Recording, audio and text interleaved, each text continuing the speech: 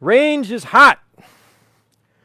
So the first thing we thought we'd start off doing to talk about the musket range at Colonial Williamsburg is to demonstrate how the musket is actually fired. So I'm going to do that for you right now.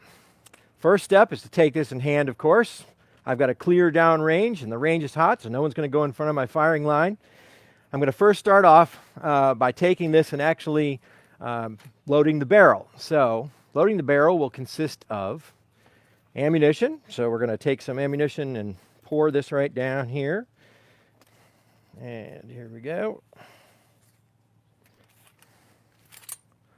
And I'm going to ram that down. And I'll return the ramrod here. Bring this up into the priming position. I'm going to pull this back into the half-cocked position. So this is the flintlock mechanism. I'm pulling this back to make space for the pan right here, where I'm going to pour some gunpowder.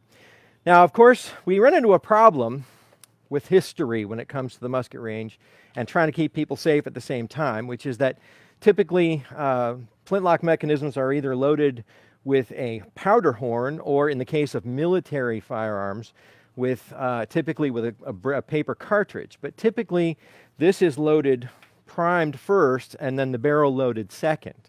So today then, and on the musket range when people come here, you're going to find that we're going to package up that extra amount of gunpowder in a smaller tube we call a priming cartridge, which is not historically accurate but works very well for us. So that makes sure that we actually will give you just the right amount of gunpowder to fill the pan and not too much more. So got the excess out. I'm going to close the pan so that the gunpowder won't fall out. This also puts our striking plate in the right place. It's called a hammer or steel or battery in the time period. And now that I'm ready to fire, and I see again I'm clear and there's nothing in my way, I'm going to bring this into the full cock, remove the hammer stall so that stops a spark from being made. I'm going to put that up on my shoulder, and now that I've taken aim on my target, I'm going to put my finger on the trigger, and I'm going to fire.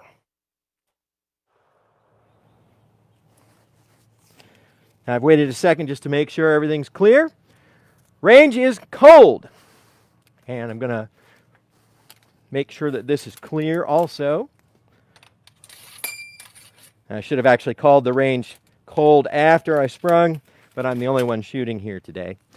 So I'm going to put this back here, take my hearing off now that we're ready to stop.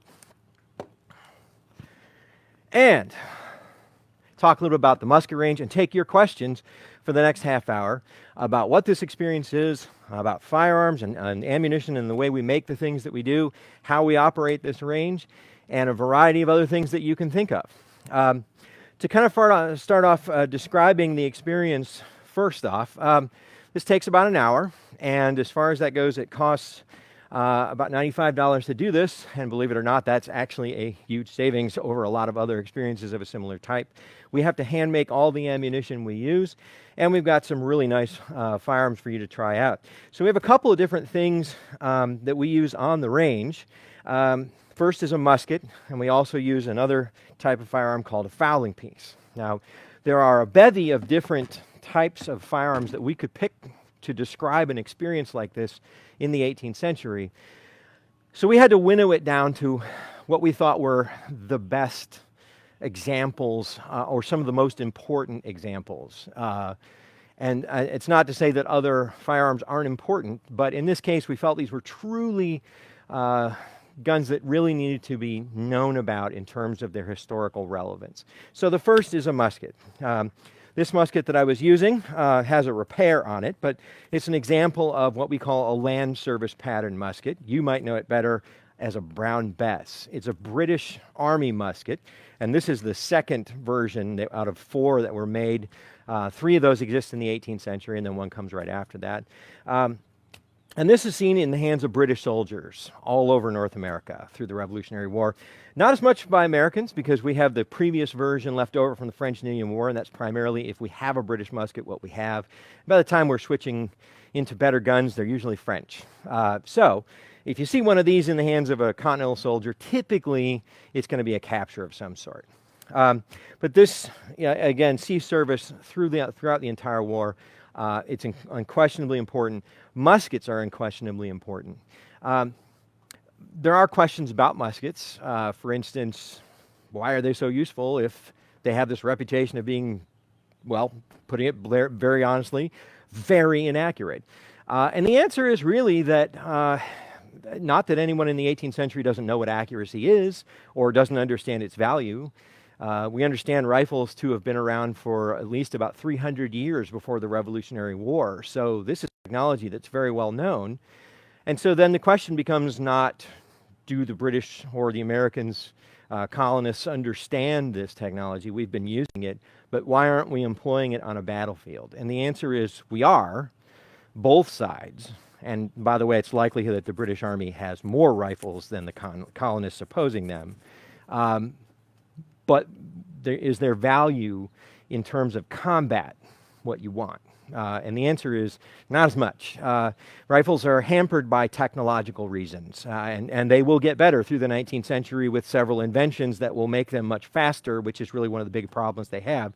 So a musket is geared for a situation where it's not so imperative that you fire very accurately, but that you fire quickly. And this is very easy to use, and thus it was developed along with a system that made it efficient in terms of its movements and ammunition that was pre-measured and pre-weighed out so that you could just go as fast as possible.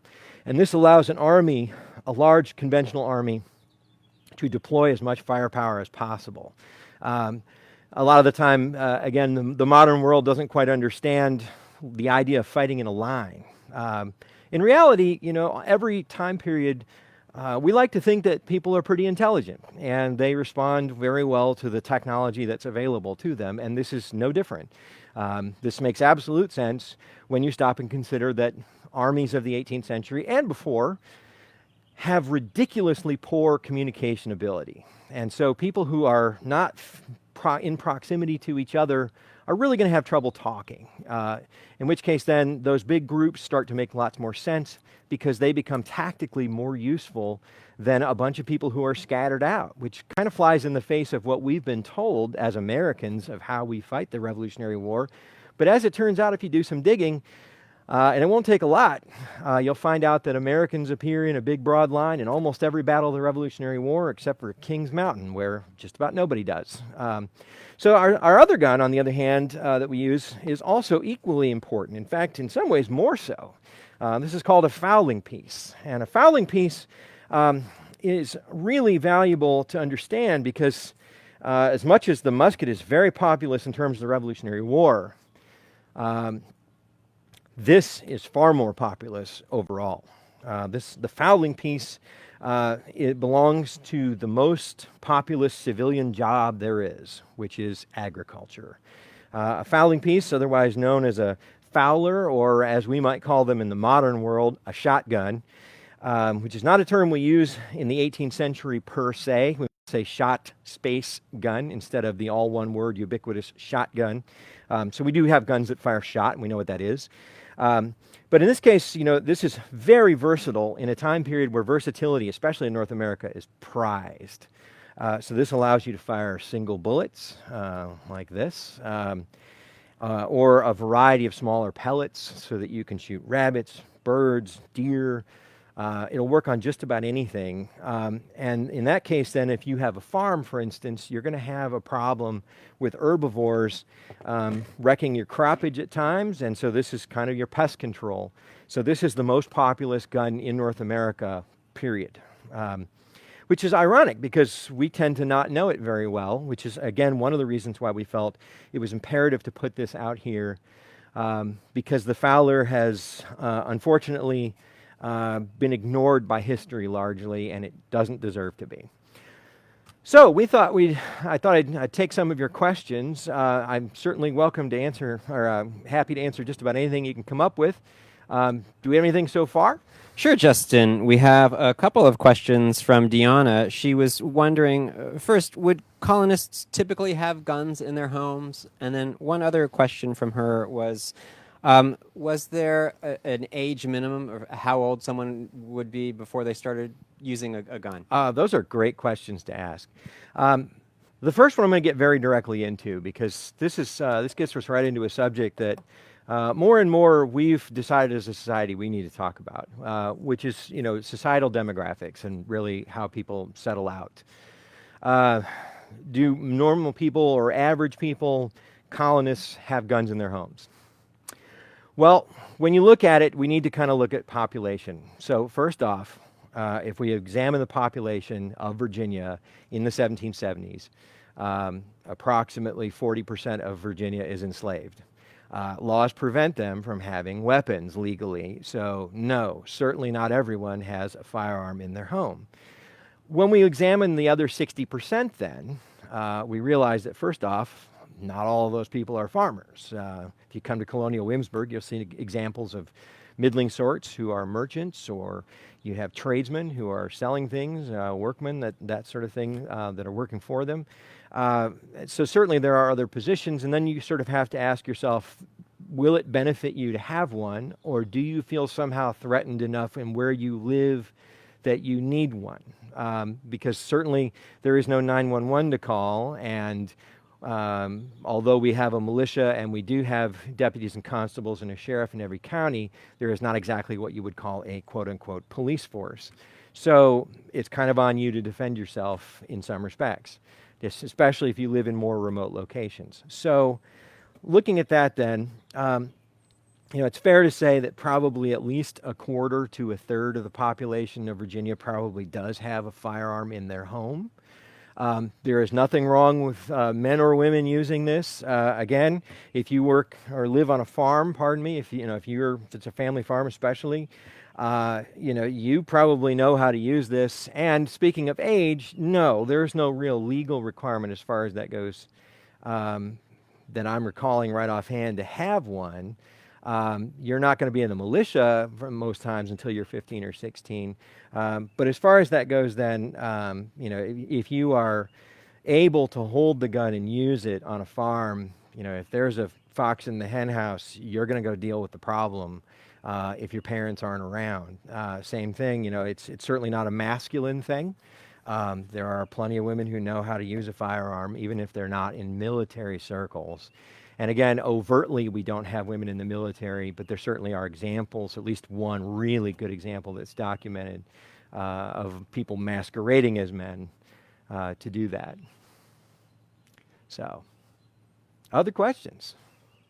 Sure. Rachel was curious to know if there was a record, time in terms of how many shots somebody could fire in a certain amount of time. Was that something that exists and people keep track of today, or was there in the 18th century? She used that in quotes. Right.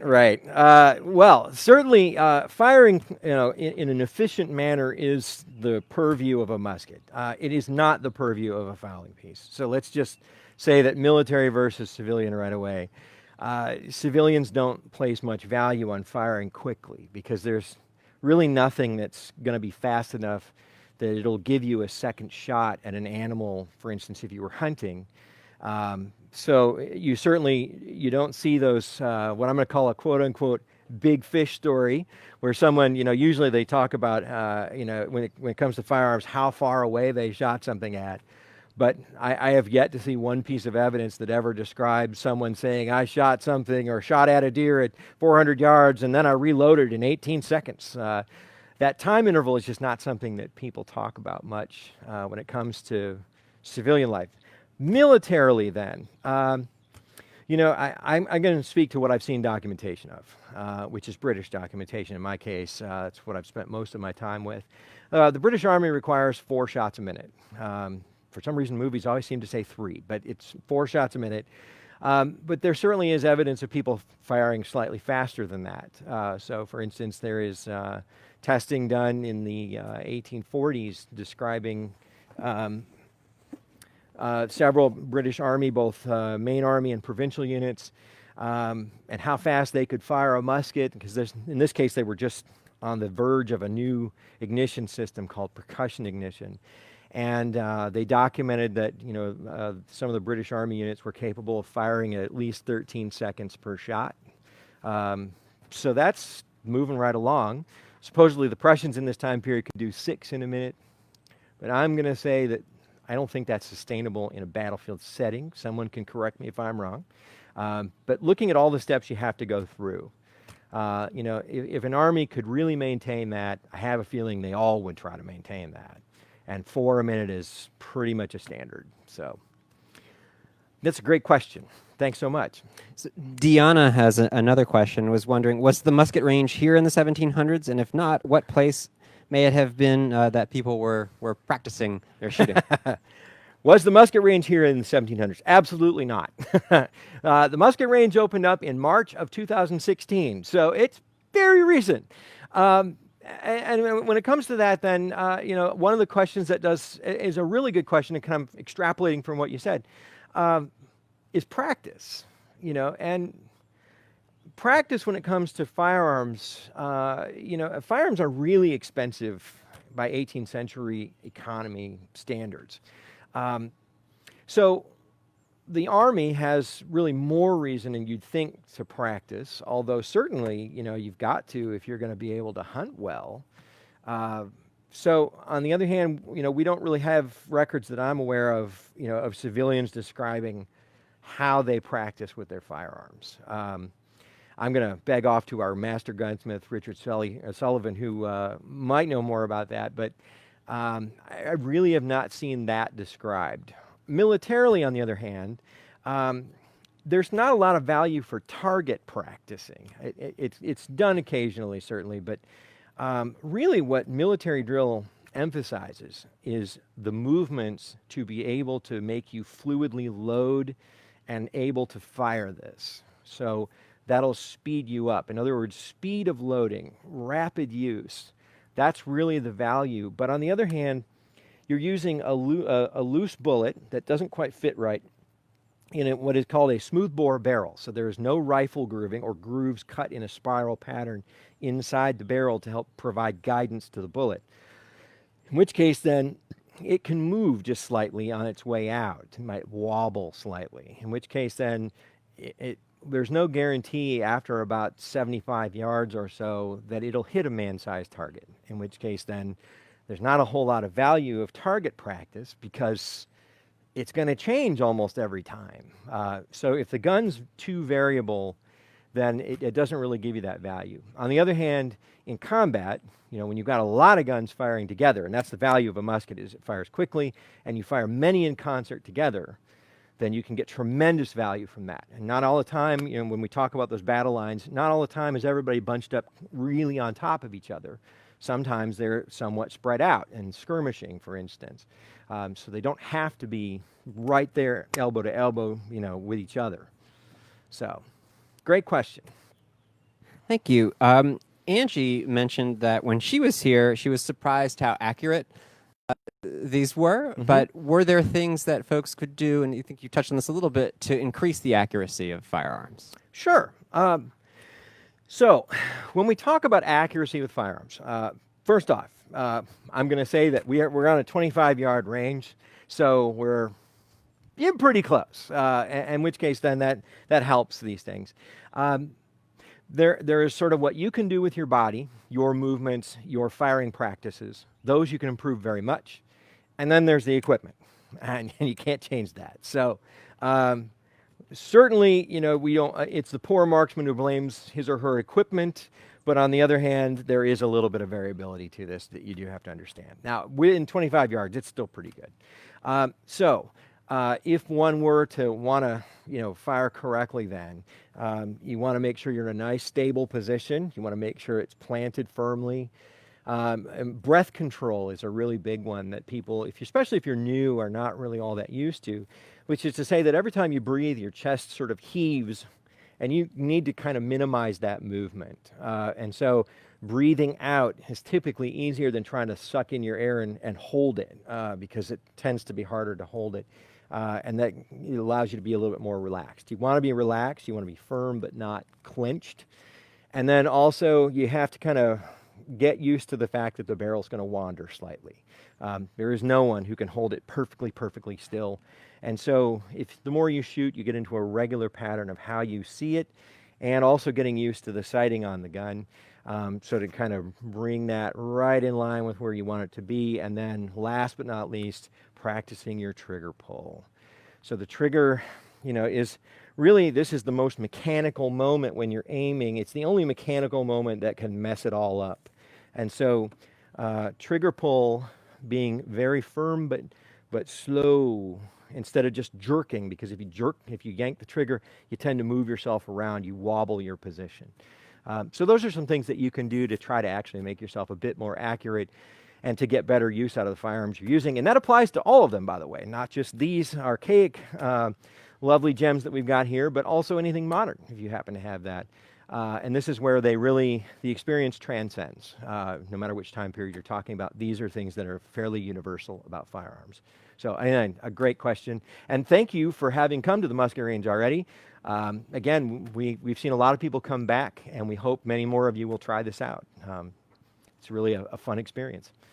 So Christian was curious about pistols. If you could talk about their use in the 18th century in both the civilian side of things and military. Pistols. All right. Well, first off, we don't use pistols here on the Musket Range, and that's not just because of the name, but because, again, it's much easier to control a big, longer barrel. It's also much easier to keep stable, and so it both in terms of safety for us and safety for our guests, and also just in terms of successful shooting, is much easier to use a long gun than one of the short ones. And that's, pistols have come a long way since the 18th century. So in the 18th century, certainly in terms of military settings, you find the cavalry and the Navy being the primary, avenues that you see pistols. You certainly see them in other places. I remember some really nice pistols that are, you can see, I think one's on display at Fort Ticonderoga up in New York, that were issued to the 42nd Regiment, Scottish Regiment, coming in for the French and Indian War, and they took them all away right at the beginning of the war when they got in, if I understand that correctly. And so you don't always see them used by the infantry. It's kind of a rarity. And really what they have as a problem is that they suffer from the same load time as any other firearm in this time period, which is to say probably at least 15 to 20 seconds for loading it. But by their very nature, they have a very small barrel, which sort of emphasizes that you're going to be very close because they don't really work far away. And that's, their value in terms of urban use, for instance, or in closer up settings. But when you talk about, practical civilian life, there's really not a lot of call for that. So carriage drivers, perhaps, people who are concerned about their personal safety in a particular place, the ubiquitous duels, certainly. But again, if it's interesting, I'm going to pick on duels, for instance. If pistols were that wonderful, people would pretty much hit each other in duels. Now, granted, some of that's also about how they're firing, certainly, but they're really not that accurate. I really can't say that enough. Pistols will come into their own in the 19th century when you get a lot better technology going on, and you'll see rifled barrels being introduced to them as well, and a lot of superior loading mechanisms, especially that give you multiple shots. That's sort of an admission into the fact that you may not really, hit very well with these things. So you'll find that one of the things that happens then a lot in 18th century warfare, for instance, and really also people in some civilian applications are carrying these, is close-up hand-to-hand combat. So swords tend to be just as useful in many situations. For instance, shipboard combat, naval combat. If you use a pistol, you're not really going to have time to reload it, most likely. In which case, then that sword may turn into be just as handy or more than the pistol ever did. So there you go. Great question, though. Okay, Christine was wondering if they would cast their own shot or bullets, like around a campfire, as we often see depicted in movies. Yeah, sure. Not to pick on Mel Gibson's movie The Patriot, but that's maybe one of the only real accurate parts about that is that you can actually melt lead into, in this case, he melts little lead soldiers, but you absolutely can melt lead over a campfire. And, when more to the point, when you buy a civilian firearm, you're going to get a mold with it. And so flipping it around, if you try to walk into a merchant, somebody like Mr.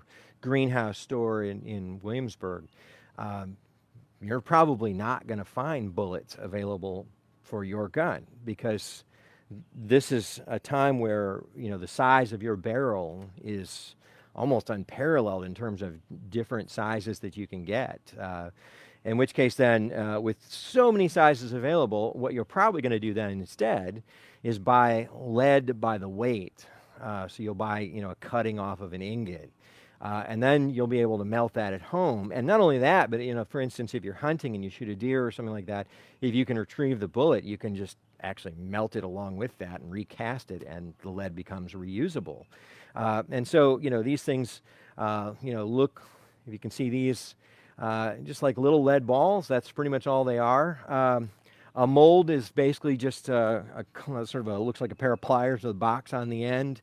That it has a cavity that this just pours into, and you're going to snip off what's called a sprue that's going to come off the top there, and that allows everyone to make their own bullets that fit exactly to their firearm.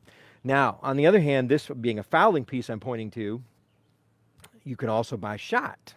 Shot meaning much smaller pellets that I can put in quantity in here, and some are bigger than others. But those will fit a variety of applications. So it's worth a merchant's time to stock something like that, in which case then you can probably buy shot pellets if you wanted to at not much more than just buying the lead. Because again, in the 18th century economy, the material is far more important than the labor it took to make it, in which case then there's not much of a price difference that would be there. So, good question. We've got a couple of fairly short questions from two different men named Bob out there. Okay. One was curious if today you were using black powder or a substitute, and the other gentleman was curious about what's the travel rate, the speed of a bullet. Sure. All right. So, what do we use to make ammunition? Well, I'm gonna actually broaden your question out just a little bit. So, yes, we definitely use black powder. We do not use Pyrodex or any other synthetic. We use real black powder. Part of that is about use, and it's also about authenticity. There's a whole lot of reasons for it. In our case, flintlock mechanisms also tend to work better with real black powder. Synthetics usually require it to get just a little bit hotter. So that you sometimes have ignition difficulties with these. In our experience, yours may have differed. And then, of course, we also, part of our duties at the musket range, no one sells ammunition like this that's already pre-made. So that's on us to make that. So we've got paper from our print shop, and then this Fowler tube right here has one of these bullets that fits right inside there. We roll it up with it in the base, and then these don't have any gunpowder in them right now, which is why I'm waving them around here, but they'll be filled and then folded over when we're done to make a piece of ammunition. So as far as that goes then, we typically use GoX gunpowder. That's just the brand that we've been using for a long time. We've had a lot of success with it. I'm sorry, what was your other question? The other Bob? Speed. Speed, thank you. Muzzle speed then. All right, so this range was designed we have about a mile in front of where our range is before we start to hit the edge of town. And we wanted to make absolutely sure there was no physical way we could strike anything even close to that. So this range is designed to keep everything under 1,000 feet per second. So a musket typically, from what we know, it probably fires somewhere between about 700 and 1,100, 1,200 feet per second. And that's really strange for firearms that it's that variable.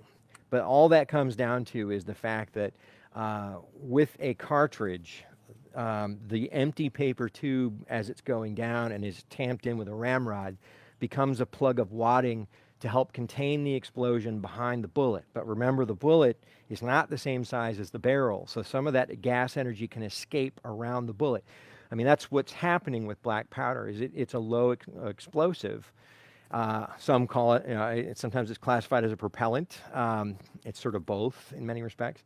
But as a low explosive, it has expansive properties, right? So you use this mechanism here. So how the flintlock mechanism works then, gunpowder goes right here in the pan, and then the flint strikes the steel, dropping sparks into this pan, igniting gunpowder, and that then going through a small hole in the side of the barrel allows us to ignite the main powder charge inside.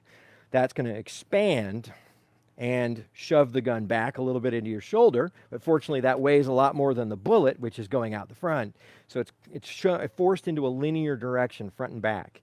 So it expands and pushes the bullet out. So in our case, then, the guns on our range typically are around 800 feet per second to around 850. But the how effective that wadding is determines a lot of that speed. So we took out and used a device called a chronograph, if you're familiar with that. Chronograph helps us determine bullet speed. It uses a series of optics to kind of measure the travel from one optic to the next to see how fast the bullet's flying, to make sure absolutely that we stayed in the parameters of what our range is designed for. A couple more questions. Sure. William, age 11, was just wondering, what's that big sheet of paper on your table and then downrange there? Okay. So, all right. So, downrange is a target, and fortunately I've got stuff here to kind of show you what those things look like. So I'm going to move the ammunition out of the way. So, a lot of this experience was geared around the idea that you don't need to bring anything other than yourself to the musket range. Now, as far as, we, unfortunately, because these are kind of heavy, we have a minimum age requirement of at least 14, and that's with a legally responsible adult who can make medical decisions. Not that that has ever been necessary, and we will take great pains to make sure that it won't ever be necessary. We want you to be as safe as possible here. But for when you come out here, then, there's a variety of safety things we're going to give you, and then things you're going to walk away with. So we'll talk about those. So first off and foremost is that you're going to have a target. Now, in this case, we were trying to come up with a target, and we found one that we really liked the idea of, and we just kind of moved it over to sort of fit Williamsburg's idiom. So if you see this, we could make a bullseye, but a lot of people, if you're just getting used to these, you may not shoot as well as you were hoping. And we want you to have fun. And so what's more fun than shooting at bottles and cans, right? So we don't have cans in the 18th century per se, not the ones we're used to in the 20th century and the 21st. So we have bottles, and these are actually patterned off of silhouettes of bottles found at Colonial Williamsburg in our archaeological findings. So, and each one has a seal. Typically that's a seal for the owner who had commissioned the wine, but in this case we've got the capital on there, so we've got a nice decorative target for you.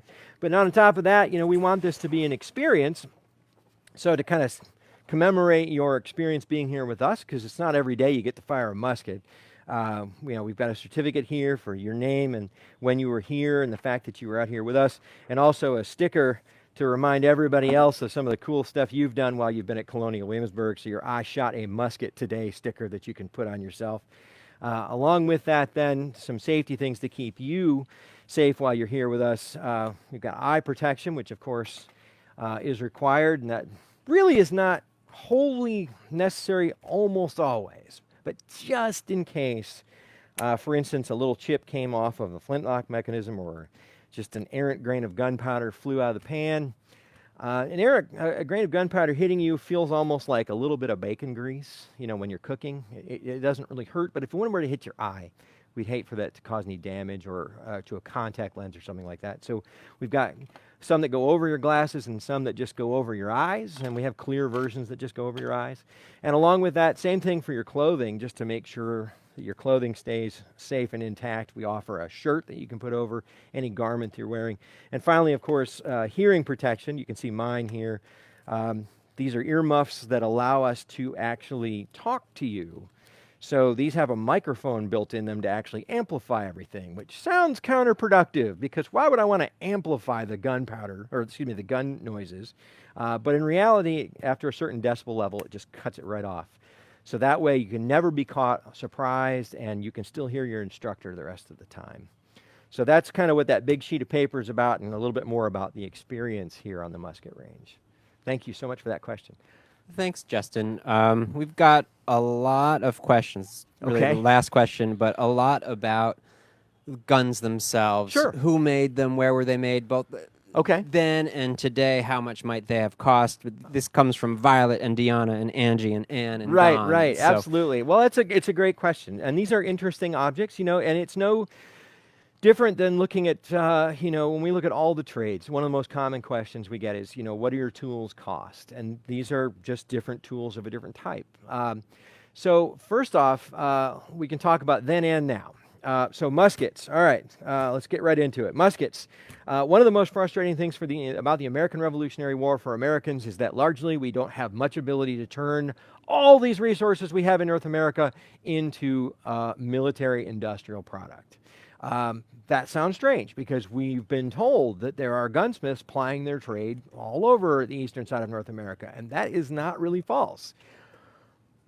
But it's a question of scale, right? Because most of these gunsmith shops that operate, for instance, we've got one in Williamsburg, don't have enough workmen to make a lot of muskets. And in fact, that's why they don't make military grade weapons here in North America generally, because it's a question of scale. And so Virginia actually tries to build several different, at least 3 different, I can think of factories more or less, to kind of make military firearms and other things. And as you can imagine, then they become targets for the British Army just about as soon as they become operational. So Rappahannock, Point of Fork, you know, and there's one in Fredericksburg, Rappahannock Forge. So there are several. They just don't really pan out. So when we look at then where these come from, largely most military arms are coming from Europe. On the other hand, most of these Fowlers also coming from Europe. It actually turns out that, again, these things, there's a big enough market for these that generally speaking, European manufacture is set up, and this is very similar to almost all other manufactured goods, is set up to do it faster and easier because in larger urban areas, you have people who can specialize more in one specific part of one job. So instead of making a whole gun for someone, like an American gunsmith can do, instead maybe you just work on making barrels, and that's about all you do. And that there are multiple professions alone just involved in the barrel. And so in the modern world then, where do we get ours? So our musket is not made here at Colonial Williamsburg. Our Fowler is also not made here at Colonial Williamsburg. And that's again not that we couldn't do that. Our gunsmith shop is certainly very capable, but they didn't make muskets in Williamsburg. So first off, we have an armory where they were repaired, and certainly we depict some of those parts there, and we have a creative muskets that are there, as, you know, kind of as if depicting them getting ready to go out to be used in service, but they didn't make some of the parts there to make the whole gun. So in the modern world then, in Colonial Williamsburg, our gunsmith shop likes to focus on things that actually are made there. And so both of these are largely not done like that. Now, our musket then is made by a company in Italy called David Petersoli Firearms. They are one of the first that made reproductions of British muskets, and we've been using them for over 40 years, so we know that they are very solidly constructed, and we have lots of parts for them to keep them working, and we felt that we would trust our lives to them since we were trusting yours with that. Same thing with the Fowler. This is made by a company called Jim Chambers Flintlocks. Big shout out to Jim and his family. They are very nice people. They live outside of Asheville, North Carolina. And they have been very good about helping us, you know, with our project. These are made as a kit by them, but they have builders on retainer that can do that for you. And I'm not trying to make a sales pitch for them, but on the other hand, this is, you know, one of the places that we had, again, acquired Fowlers from before. They make one of the most accurate English-style Fowlers going right now, and we found that they work very, very well. So we went with a couple that we knew really would hold up to the use here, would stay safe, and at the same time, you know, keep our gunsmith shop separate so that they could keep hand making everything and typically different some of the things than we use. So that's kind of where we get them from and why. A Fowler, for instance, 18th century, on average, about 1 pound, 1 shilling, as I've known it. That depends on the materials it's sourced and made with. So if you want to be really incredible, like Governor Lord Dunmore, who had Fowlers that were, mounted in silver instead of brass parts, the cost can go up quite a lot. Muskets, on the other hand, are kind of hard to calculate in some respects because they're not really built as a whole unit. You're buying the pieces, the British government in this case, is buying the pieces separately and having them assembled at the end, which doesn't really give you an all-in-one price. So more expensive, generally speaking, than almost any civilian gun, typically. So Thank you, Justin. yeah, great questions. Thanks so much for taking your time and showing us around the Musket Range. Do you have any Absolutely. parting shots or thoughts? Parting shots, right. Well, we certainly hope, when we're able to open back up again, that we see you coming out again. This is not something that's part of the regular ticket for Colonial Williamsburg. It's a separate experience with a separate ticket, but we have really, really been happy with how this has worked out. I want to give Colonial Williamsburg a lot of credit for having the courage to try something like this. This is the first and only that a museum has maintained on a regular basis. And we have just had wonderful comments from people who have really enjoyed being here. And we realize that you having a great experience here is the most important thing while keeping you absolutely safe. So in this case, it's once we're able to get back to doing this, this is a great way to take some of the tools of history, put them in your hands, and try them out in a way that's not threatening at all. But at the same time, doesn't involve you having to spend over $1,000 on your own just to try it. So it was a pleasure having you here today. We hope that you're safe and well, and thank you so much for joining me today.